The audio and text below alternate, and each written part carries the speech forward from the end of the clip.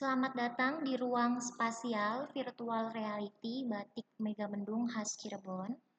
Sebelumnya perkenalkan, saya Susanti dengan NIM 250419003. Di sini saya akan mengajak kalian semua untuk belajar bersama di ruang spasial Batik Megamendung khas Cirebon.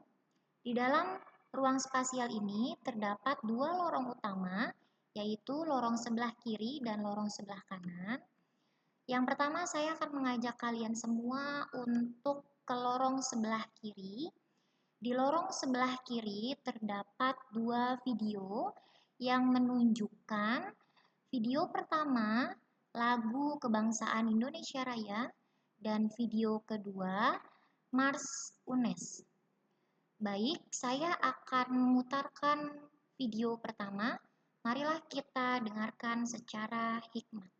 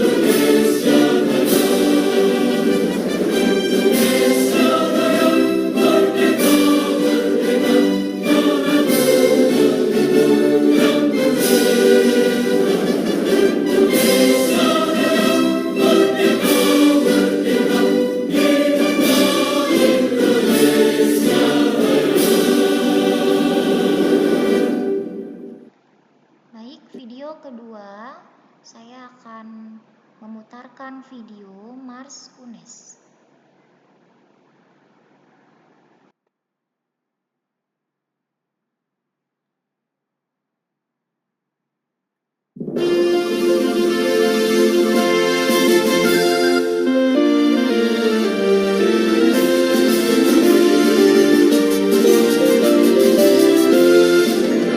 Universitas Negeri Semarang menjulang setinggi angkasa, mencetak tenaga terdidik yang bermutu dan berdaya guna, berlandaskan Pancasila sakti, Undang-Undang Dasar 45, serta Tridharma perguruan tinggi sebagai dasar pengabdiannya. Majulah Universitas Negeri Semarang di tengah kemanca pembangunan, mendidik bangsa menempuh ilmu, menyusun Indonesia baru, memelihara dan mengembangkan ilmu murni dan kependidikan, melimpah berkaramannya. Semoga UNES selalu jaya.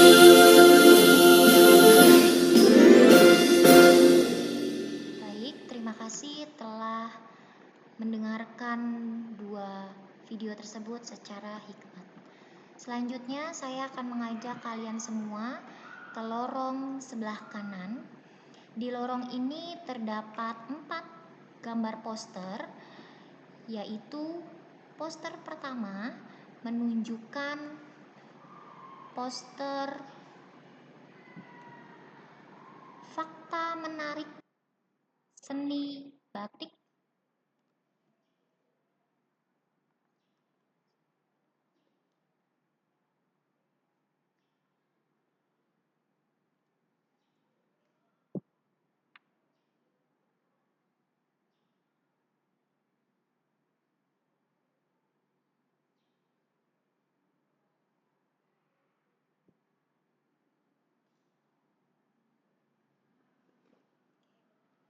Ini posternya, terdapat 4 poin tentang fakta menarik seni batik. Poin pertama, signifikasi budaya. Poin kedua, teknik unik membatik. Poin ketiga, sejarah batik. Dan poin keempat, warisan dunia.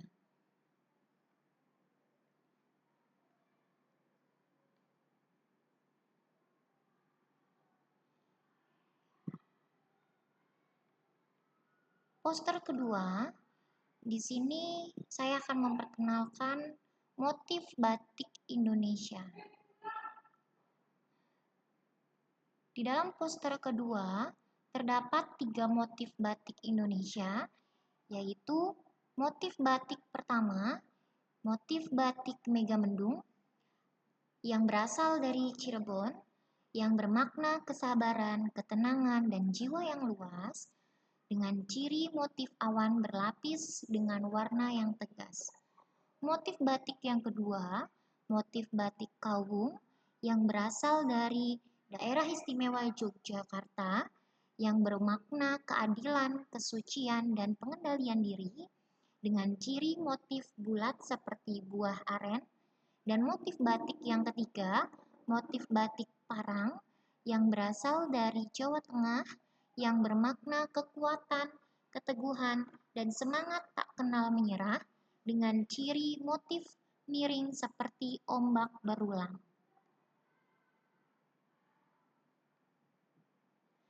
Selanjutnya, 2 motif berikutnya yaitu terdapat motif batik Indonesia dengan gambar yang lebih jelas.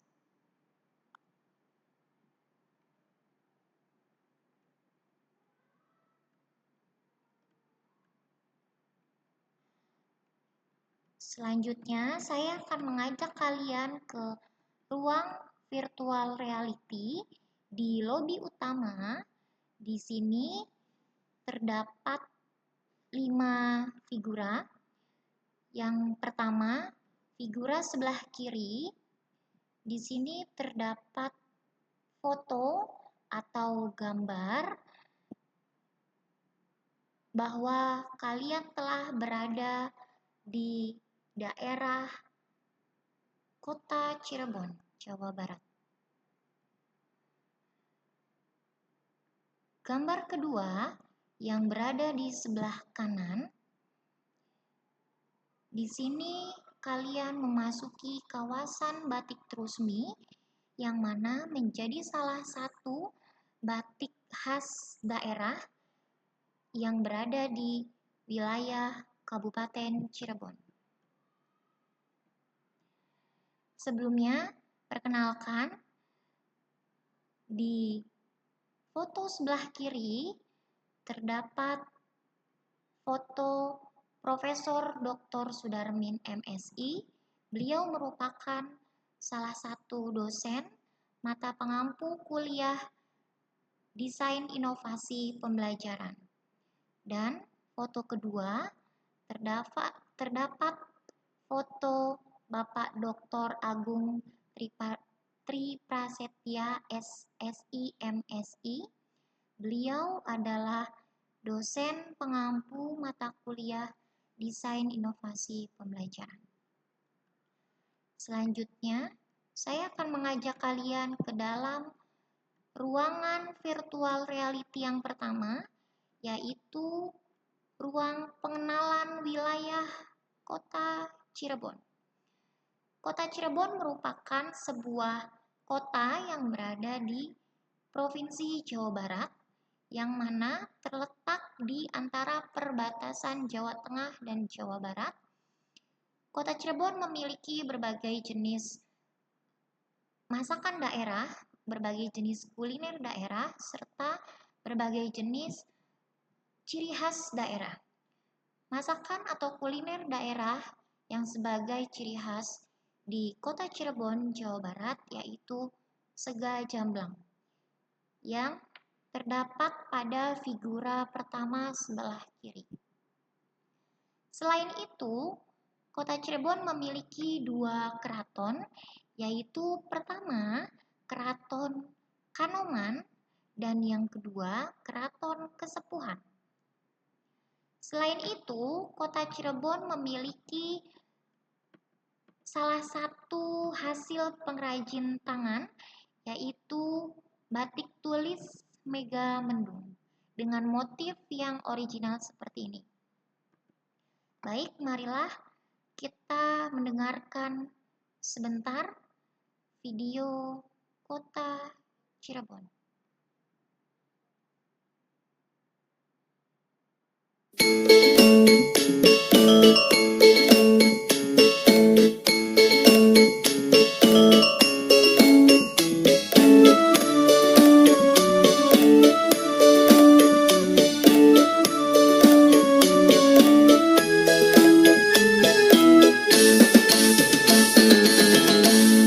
Kota Cirebon, kota kang ning pinggir laut, apel wates, Jawa Tengah Jawa Barat, mumpung urip sedurunge tekamang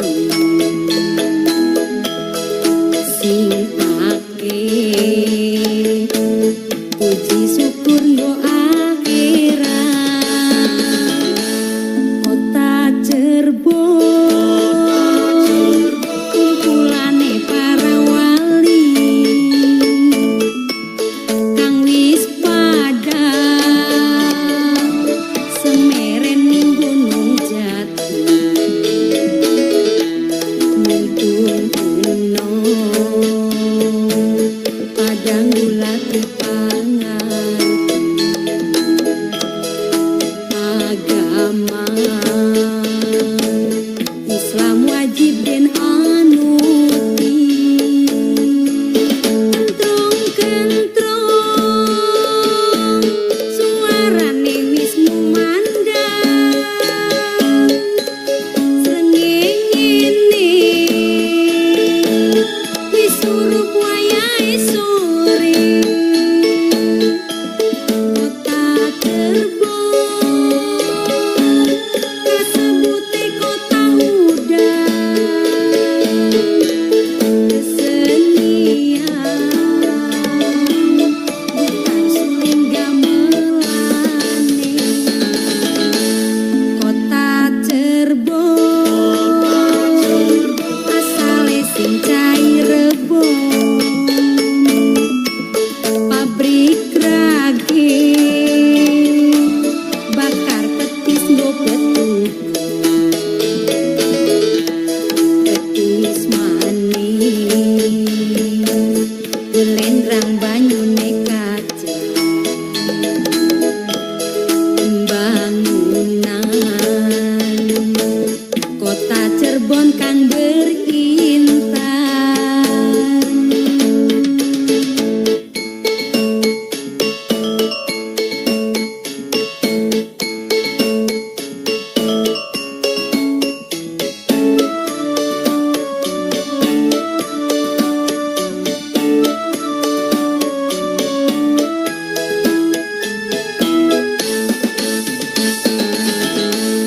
Kota Cirebon, kota kang ning pinggir laut, apel wates, Jawa Tengah Jawa Barat, mumpung urip sedurunge. Baik, saya rasa cukup.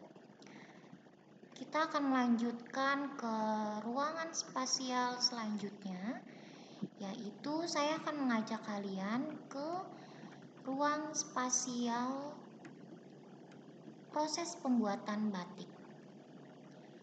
Sebelum memasuki ruang spasial proses pembuatan batik, di sini saya akan memperkenalkan sejarah batik Megamendung yang terdapat dalam poster berikut.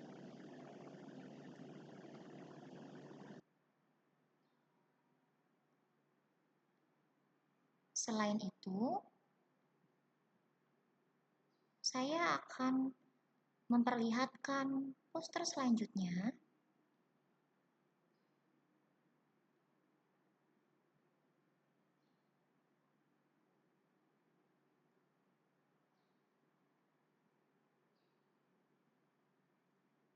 Kemudian, saya akan mengajak kalian ke dalam ruang spasial proses pembuatan batik tulis Megamendung. Di dalam ruang spasial proses pembuatan batik tulis Megamendung ini, saya akan mengajak kalian langsung ke tempat proses pembuatannya, yaitu yang berada di kawasan Batik Trusmi, yang lebih spesifik berada di wilayah Wotgali, Trusmi, Kulon, Kabupaten Cirebon.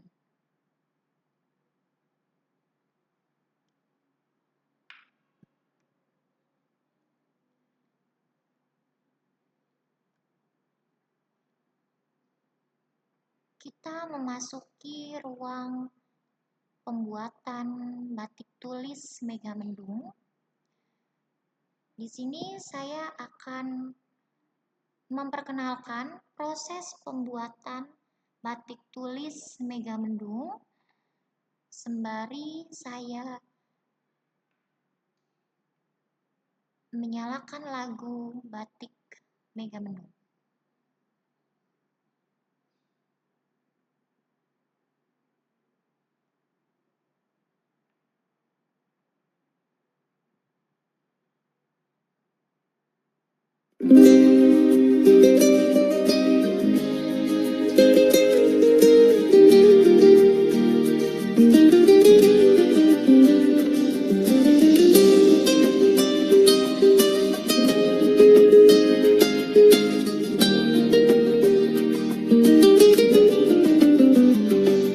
Dari pesisir kota damai, mega menari di langit biru. Goresan indah penuh makna, warisan leluhur Cirebonan ayu. Tiap warna bercerita cinta, Tentang sabar dan keteduhan. Megamendung batikku tertinda, lambang damai di hati manusia. Dari tangan halus pengrajin tua, tercipta indah warisan budaya.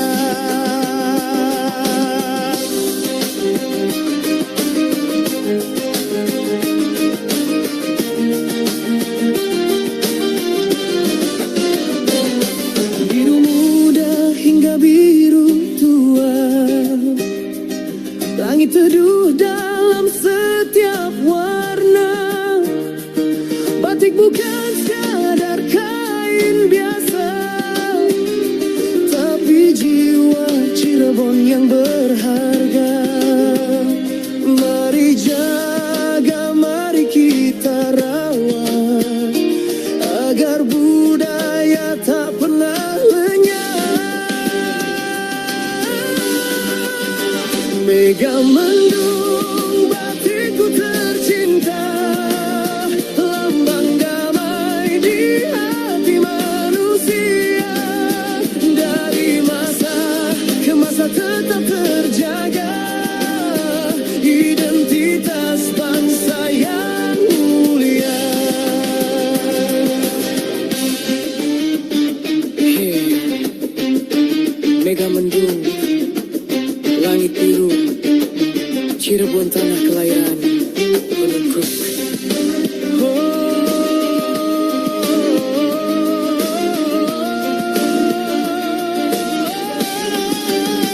Mega mendung, awan kebanggaan, simbol cinta dan persatuan. Cirebon megah harum namanya, lewat batik dunia mengenalnya.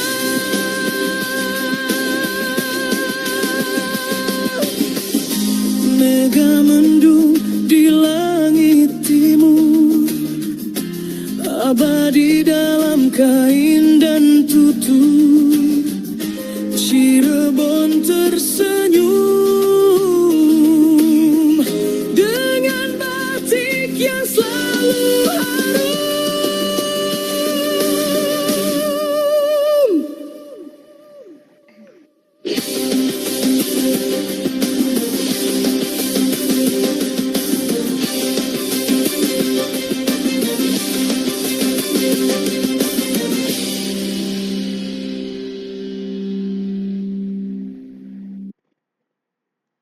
Baik, terima kasih telah menyaksikan dan mendengarkan lagu Batik Mega Mendung.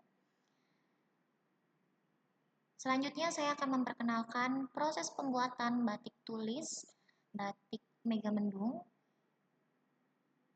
Pada poster pertama, di sini terdapat poster seni antik pembuatan batik dalam proses pembuatan batik, yaitu memiliki 4 tahapan yang berulang. Yang pertama, membuat pola. Motif batik digambar terlebih dahulu di atas kain menggunakan pensil. Hal tersebut merupakan tahap awal untuk menentukan desain pada motif batik yang ingin kita buat. Yang kedua, mencanting. Pada proses mencanting, menggunakan alat tradisional yang bernama canting dengan cairannya yang bernama lilin cair yang diaplikasikan ke kain sesuai dengan pola yang sudah kita buat di awal untuk melakukan proses batik tulisnya. Pada proses ketiga, yaitu proses pewarnaan. Pada proses pewarnaan ini dilakukan secara berulang hingga mendapatkan warna yang kita inginkan. Pada proses pewarnaan, kain dicelup ke dalam larutan pewarna. Setelah itu, lilin dihilangkan dengan cara direbus agar motif batik terlihat. Dan proses terakhir yaitu proses penjemuran dan proses penyempurnaan. Pada proses ini, kain dijemur dan dicuci hingga bersih dengan dilakukan secara berulang sampai kain tersebut benar-benar bersih. Kemudian hasil akhirnya adalah selembar batik yang penuh dengan detail motif dan nilai seni yang luar biasa.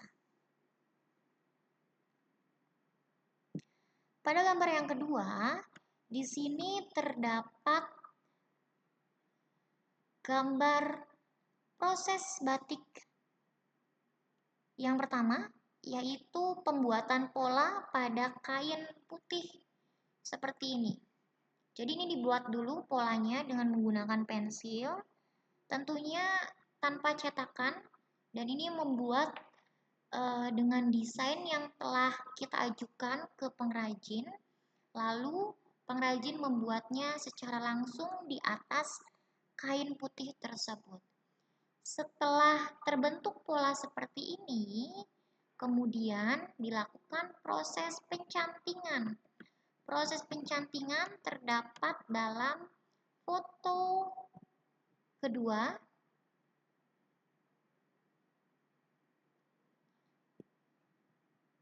Seperti ini. Dengan hasil yang sudah Jadi seperti ini.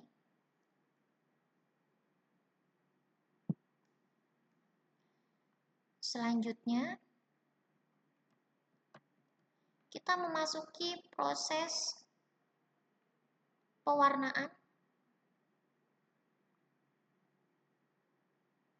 pada video yang akan saya tampilkan.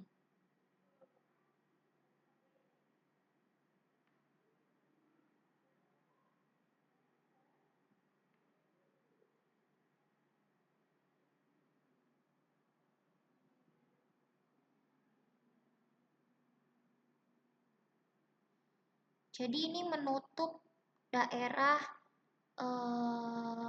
pola yang akan diberi warna yang berbeda. Terus kita celupkan lagi, kemudian kita buka lagi dan celupkan lagi. Jadi proses ini dilakukan secara berulang untuk mendapatkan gradasi warna yang berbeda sesuai dengan yang kita inginkan.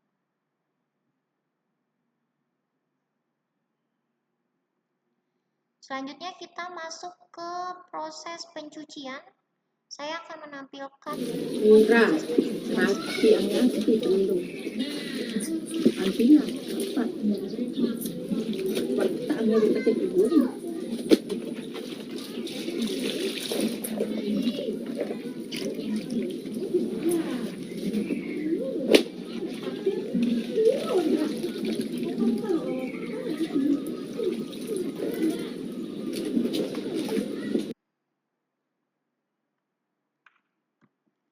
Selanjutnya proses perebusan dan pewarnaan kembali. Ini proses perebusan dan pewarnaan pada proses akhir.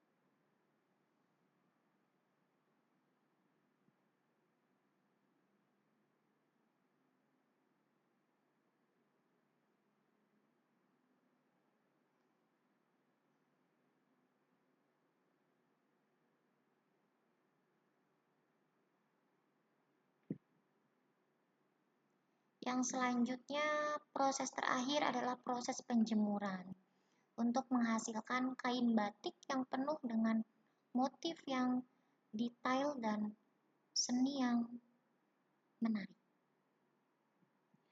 Oke, selanjutnya saya akan mengajak kalian untuk memasuki ruang spasial virtual reality dari kenapa sih kita harus belajar tentang asam basa dalam proses pembuatan batik tulis batik Megamendung yang terintegrasi dengan etnokimia di kehidupan sehari-hari.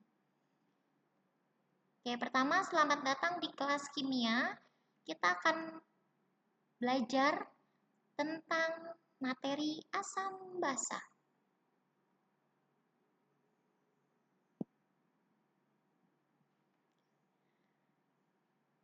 Asam dan basa memiliki 4 teori, yaitu diantaranya terdapat teori Arrhenius, yang kedua teori Bronsted-Lowry, yang ketiga teori Lewis,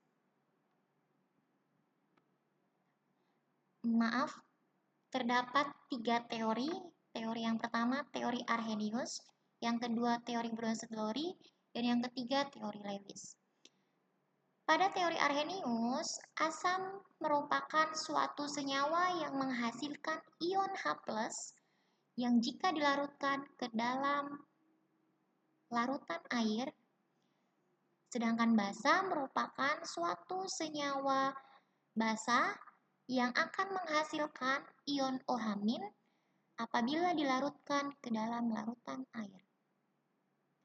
Sedangkan menurut teori Bronsted-Lowry, asam merupakan donor proton, sedangkan basa merupakan akseptor proton. Sehingga pada teori ini berlaku asam basa konjugasi. Pada teori yang ketiga, yaitu teori Lewis, asam merupakan akseptor proton, sedangkan basa merupakan donor proton.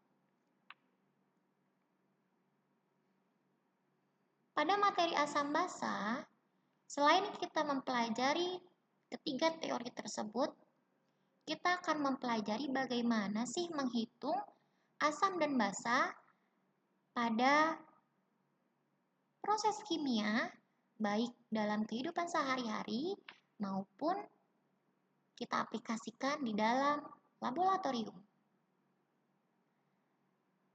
Kita memasuki perhitungan ion dalam larutan asam dan basa. Asam dan basa terbagi menjadi dua, yaitu asam kuat dan asam lemah, basa kuat dan basa lemah.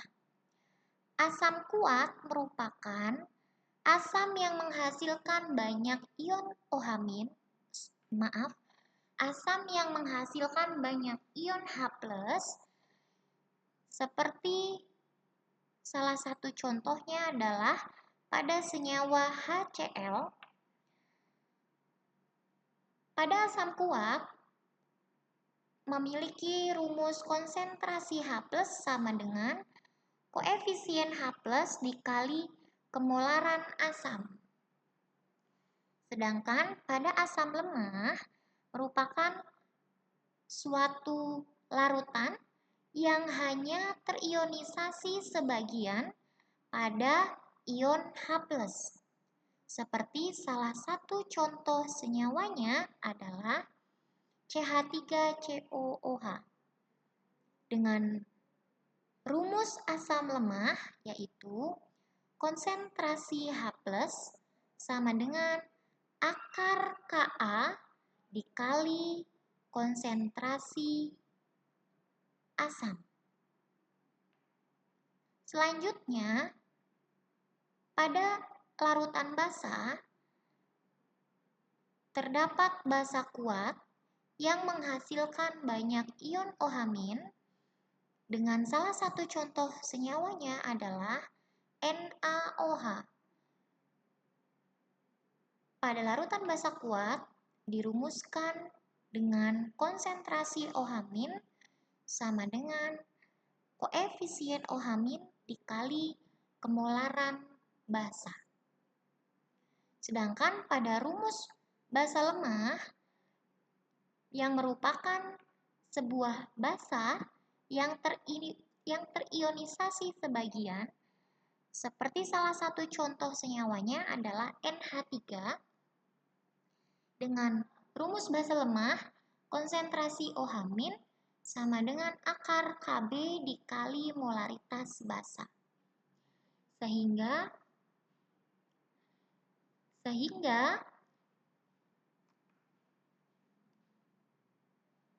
dapat dirumuskan derajat ionisasinya adalah alfa sama dengan akar Ka atau Kb dibagi konsentrasi asam atau konsentrasi basa.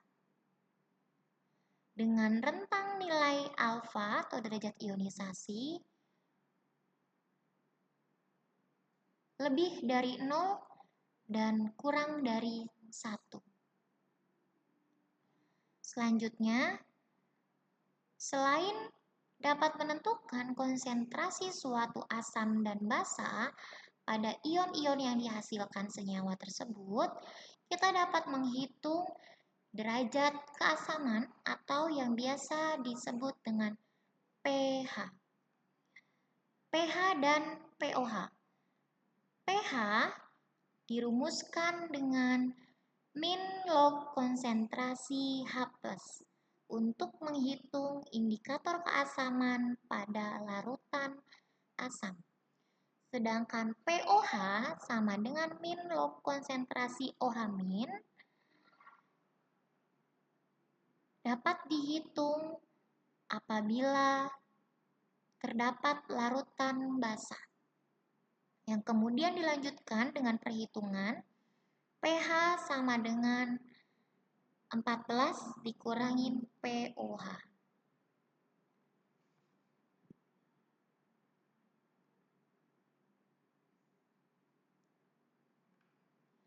Selanjutnya saya tampilkan poster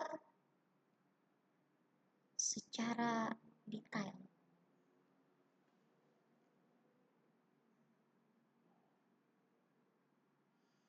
Baik, selanjutnya kita akan mempelajari terkait indikator asam basa. Di dalam materi asam basa, selain kita mempelajari teori asam basa dan perhitungan asam basa, kita akan mempelajari indikator asam basa. Asam basa memiliki dua jenis indikator, yaitu indikator alami dan indikator non-alami. Pada indikator alami, biasanya terdapat dalam bahan-bahan alami seperti terdapat dalam kunyit, bunga sepatu, daun pacar air, kubis ungu, dan lain sebagainya.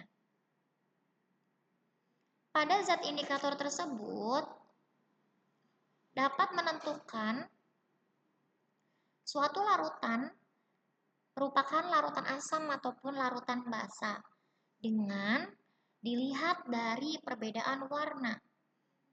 Seperti salah satu contohnya pada zat indikator kunyit.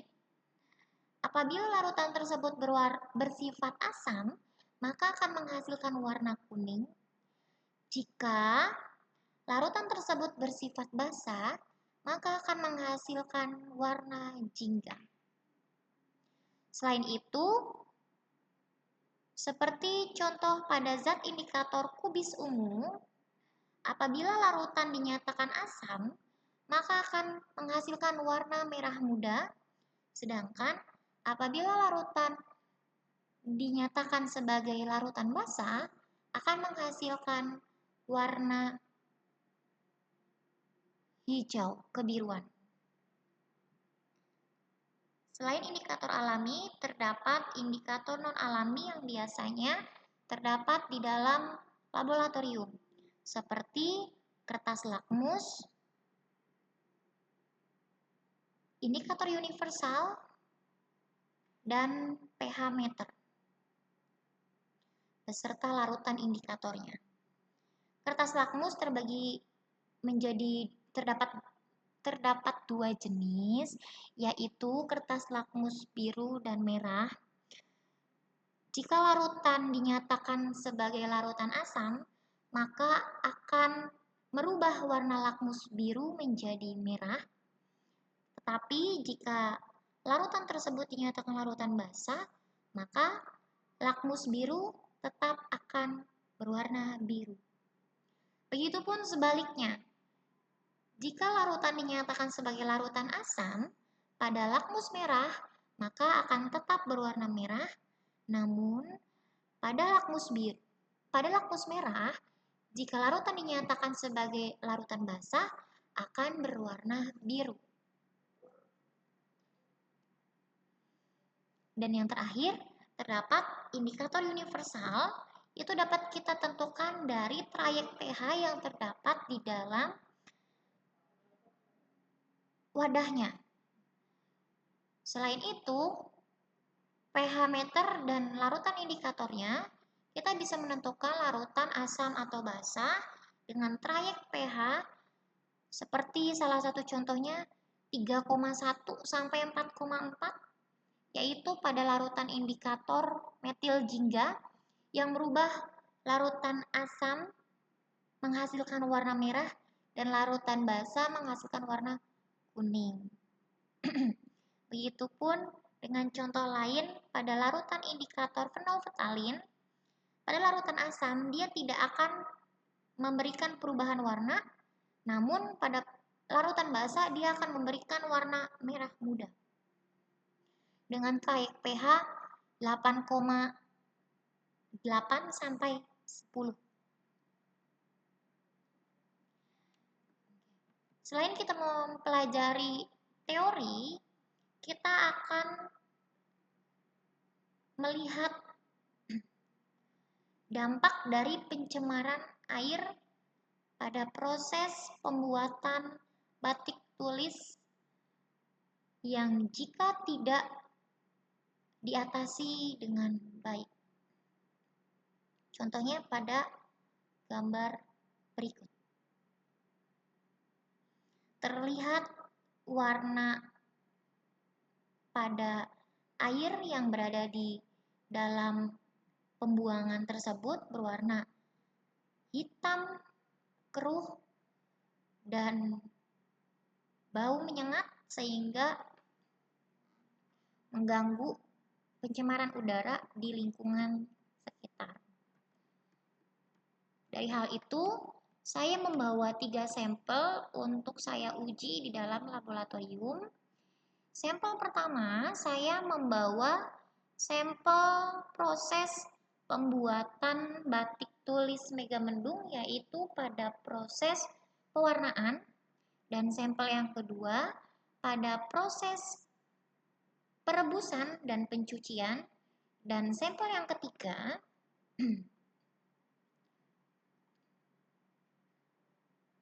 sampel yang saya ambil dari pembuangan limbah batik secara sembarangan. Selanjutnya, pada 3 sampel tersebut, saya akan melakukan analisis di laboratorium dengan menggunakan beberapa indikator. Indikator yang pertama, saya menggunakan kertas lakmus berwarna merah dan biru untuk melihat dan mengetahui hasil analisis pada 3 sampel tersebut, yaitu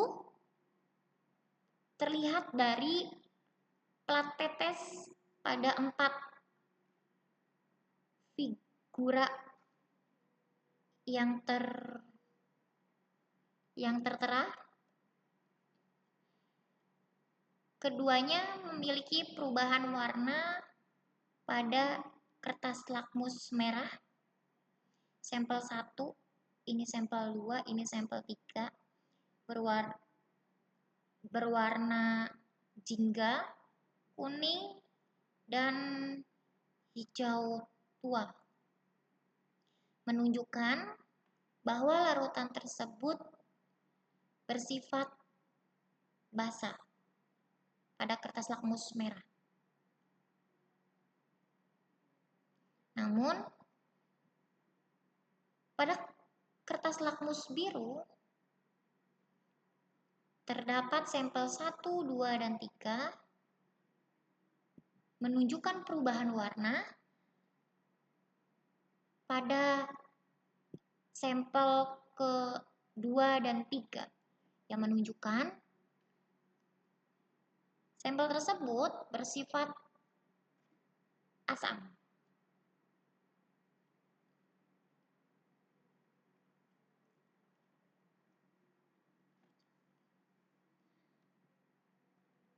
Selain menggunakan indikator kertas lakmus, saya menguji 3 sampel tersebut menggunakan pH meter dan larutan indikatornya.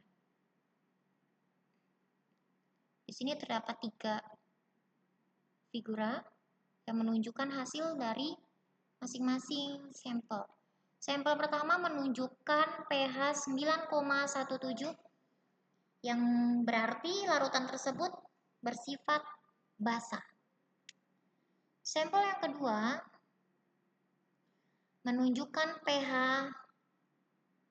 6,15 yang berarti sampel kedua bersifat asam.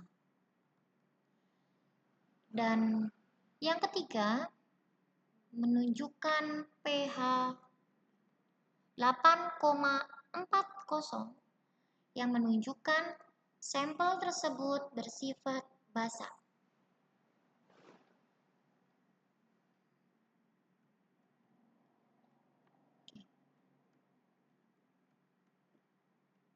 Sampai pada akhirnya kita telah mempelajari semua materi asam basa dalam kehidupan sehari-hari yang terintegrasi pada etnokimia, proses pembuatan batik tulis, batik Megamendung khas Cirebon.